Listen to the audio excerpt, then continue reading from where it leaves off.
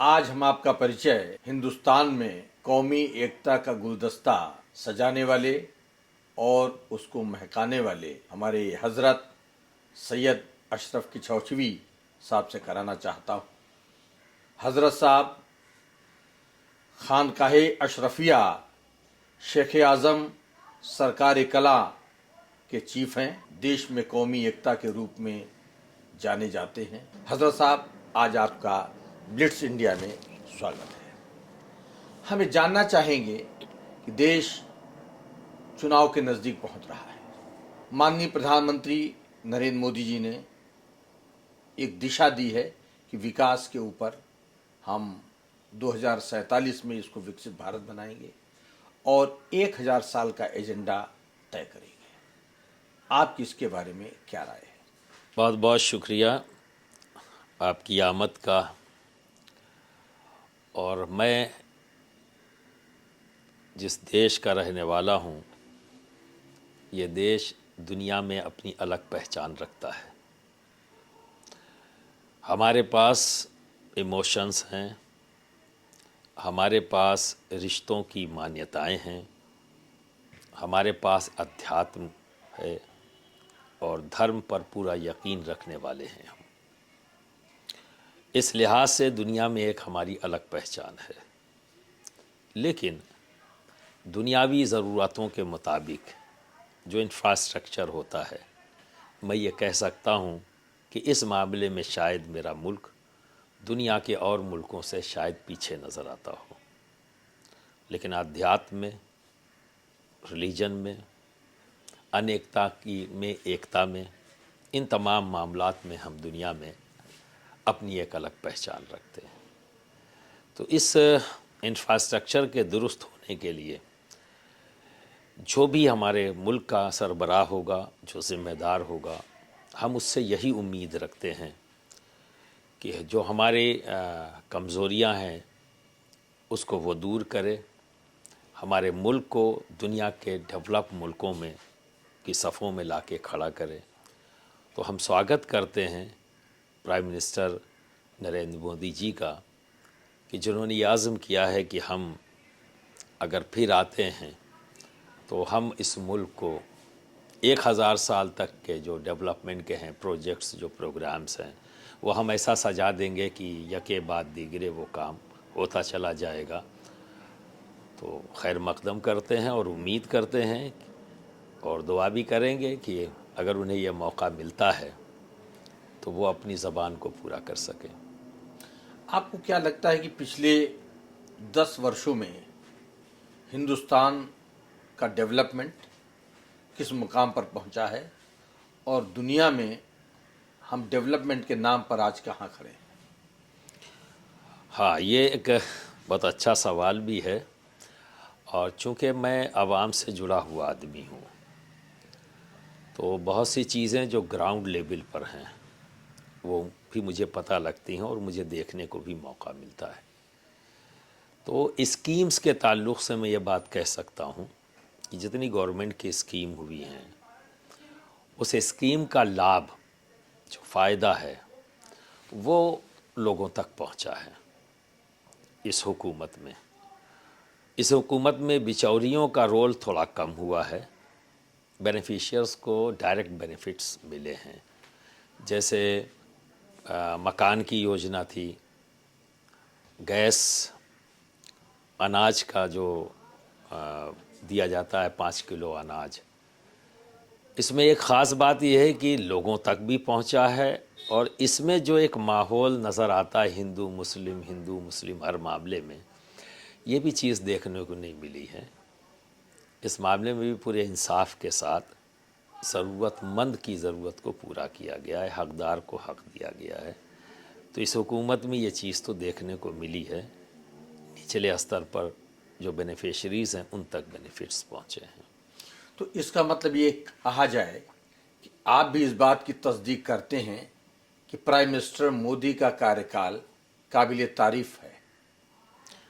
कई माना में, मैं हर लिहाज से तो नहीं कह सकता, चूँकि इंसाफ का तकाज़ा ये है कि जहाँ कमी देखो उस कमी को भी बताओ और जहाँ अच्छाई है अच्छाई को भी बताओ। तो जो मुझे अच्छाइयाँ नज़र आई हैं वो मैंने पूरी ईमानदारी से बता दिया। अब जो कमी है उस पर बात करने के लिए अगर बात की जाए, पूछा जाए, तो अगर हमसे राय ली जाएगी, मशवरा लिया जाएगा, हमसे पूछा जाए कि आपको क्या कमी लगती है, तो जब कभी पूछा गया है तो हमने बताया भी है। मैं कई बार मिला भी हूँ, मुलाकातें भी हूँ, और जहाँ कहीं भी इस तरह की जो हमको ज़रूरत महसूस हुई है, हमें कमी महसूस हुई, तो उसको हमने ईमानदारी से उस बात को सामने रखा है। तो इसका तो मतलब हजरत साहब ये है कि प्रधानमंत्री मोदी जी के ऊपर जो एक आरोप लगता है कि वो डेमोक्रेसी में भरोसा नहीं रखते हैं और विपक्षी पार्टियां इस पर हमेशा कहती हैं, जब आपको कमियों को उनके सामने रखने का, डिस्कस करने का, उजागर करने का आप पूरे मुतमईन होकर कह रहे हैं कि आपको मौका मिला, आप कहते हैं और उस पर वो कंसिडर करते हैं, सुनते हैं, इसके बारे में आपकी क्या राय है?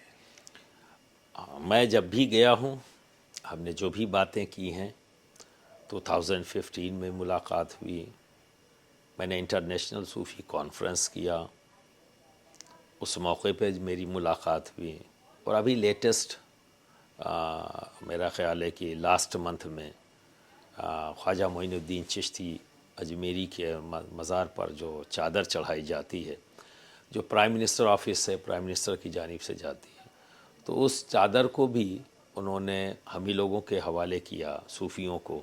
और ये फ़र्स्ट टाइम ऐसा हुआ था कि पॉलिटिकल लोग कम और सूफ़ी चिश्ती लोग ज़्यादा थे उसमें।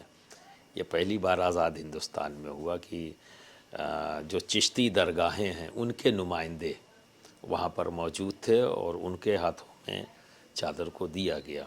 तो उस वक्त मैंने एक बात वहाँ पर रखी थी कि सूफ़ी सर्किट बनाया जाए आस्थानों को के डेवलपमेंट के लिए, चूँकि वो एक पब्लिक प्लेस हैं, हर मकतब फ़िक्र, हर रिलीजन के मानने वाले लोग, यानी हर हिंदुस्तानी वहाँ जाता है और अपनी आस्था रखता है और वहाँ अपनी आस्था को व्यक्त करता है।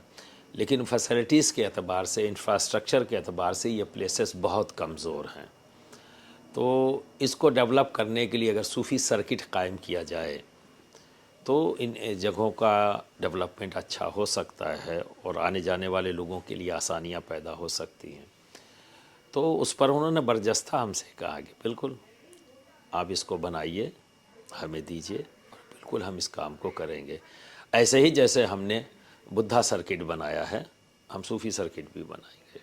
देखिए, अभी आपने एक बहुत महत्वपूर्ण बात बताई कि आज़ादी के बाद ये पहला ऐसा मौका था कि देश के प्रधानमंत्री ने अजमेर शरीफ की चादर के समय सारे सूफ़ी और कौम के जो फेथ लीडर्स थे उनको बुलाया, और बुलाना चाहिए था, लेकिन वो अभी तक ऐसा नहीं। इसका मतलब ये है कि प्रधानमंत्री मोदी डिफरेंट कॉम्स के बारे में, धर्मों के बारे में ज़्यादा जानकारी रखने में दिलचस्पी रखते हैं और उनको ज्ञान भी है। बिल्कुल, मैंने तो ये देखा है मेरे अपनी मुलाकातों में, जो मेरा एक्सपीरियंस है, मैं ये कह सकता हूँ कि मैंने उन्हें सूफ़िज़म से बहुत करीब पाया और सूफ़िज़म के बारे में उनकी अच्छी सोच भी है, उनकी अच्छी राय भी है, और ये भी वो महसूस करते हैं कि सूफ़ी आइडियोलॉजी को प्रमोट करने की ज़रूरत है देश में और पूरे दुनिया के अंदर, क्योंकि इस आइडियोलॉजी में मोहब्बत है, प्रेम है, एकता है, जोड़ने की बात है। तो ये इस आइडियोलॉजी पर वो भी अपना फेथ रखते हैं और उसका उन्होंने इज़हार भी किया।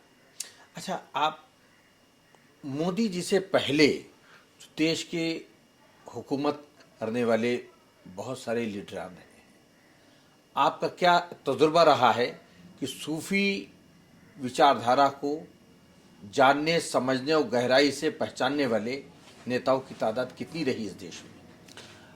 मैं ये कह सकता हूँ पूरी ईमानदारी से, मेरी जितनी भी मुलाकातें हुई मोदी जी से पहले, जो भी टॉप लीडर से मुलाकात हुई है, जब बात सूफ़िज़म की आती है तो उनकी नॉलेज बहुत ही कम पाई और ना बहुत ज़्यादा मैंने उनमें दिलचस्पी देखी। हम एक बात कह रहे हैं, उन्होंने सुन लिया, लेकिन जो दिलचस्पी नज़र आनी चाहिए या उनके क्वेश्चंस या उसके बारे में कुछ जानते हो तो वो बताएं। तो ऐसा एक्सपीरियंस मेरा बहुत ज़्यादा किसी के साथ नहीं हो सका जो एक्सपीरियंस हमने अपने प्राइम मिनिस्टर नरेंद्र मोदी जी के साथ देखा है। नॉलेज भी है और इंटरेस्ट भी है। तो इसका मतलब ये हो कि प्रधानमंत्री नरेंद्र मोदी जितना हिंदू धर्म को समझते हैं, उतना ही मुस्लिम धर्म को समझते हैं, उतना ही सूफियों की विचारधारा को समझते हैं और उतना ही कौमी एकता को कायम रखने का उनके दिमाग में विजन और व्यू भी है। मैं सूफीज़म के बारे में तो कह सकता हूँ कि वो इंटरेस्ट रखते हैं, और चूँकि दौरान चीफ मिनिस्टरशिप गुजरात में उनका कई सूफ़ी लोगों से टच भी रहा है, जो उन्होंने ज़िक्र किया गुफ्तगू के दौरान कि मेरा टच भी रहा है और मैं मिलता भी रहा हूँ लोगों से, तो इस बारे में मेरी मालूमात है।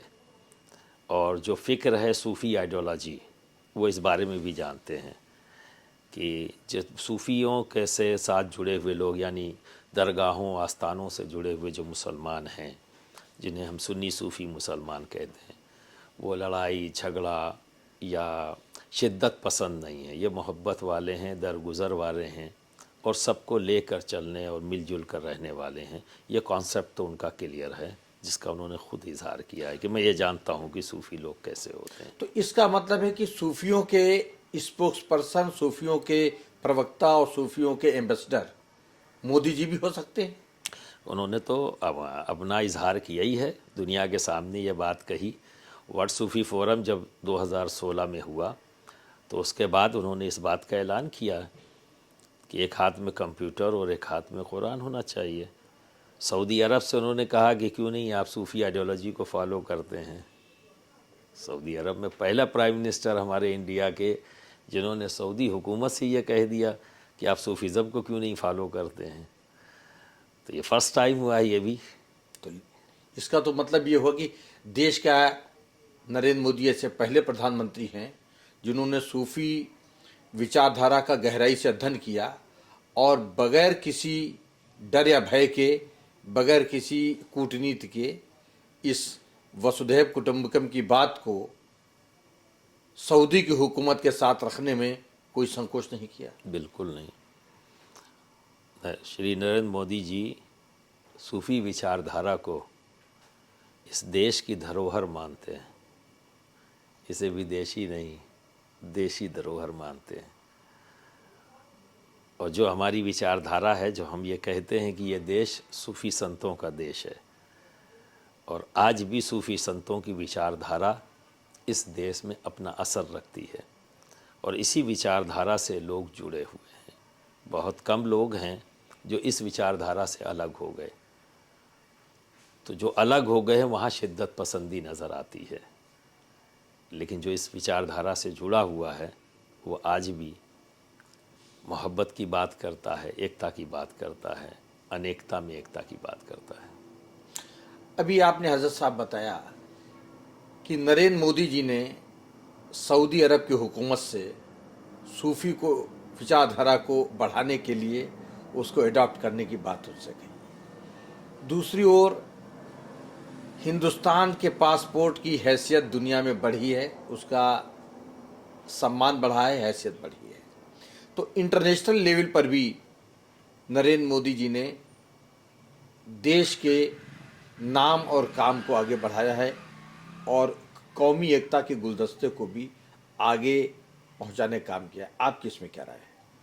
मैं इंटरनेशनल प्लेटफॉर्म पर तो मैं बहुत ज़्यादा नहीं जानता हूँ। मैं यही कह सकता हूँ जो न्यूज़ में मैं देखता हूँ। लेकिन जहाँ तक मैं गया हूँ जिन जिन मुल्कों में, तो वहाँ पर ये एहसास तो हुआ है कि हम बेहतरी की तरफ हैं और हमें भी कहीं ना कहीं काउंट किया जा रहा है। तो ये तो थोड़ा सा महसूस हुआ है जहाँ कहीं भी गया। लेकिन मैं इस बारे में बहुत ज़्यादा नहीं कह सकता कि हमने बहुत ज़्यादा कोई डेवलप किया है।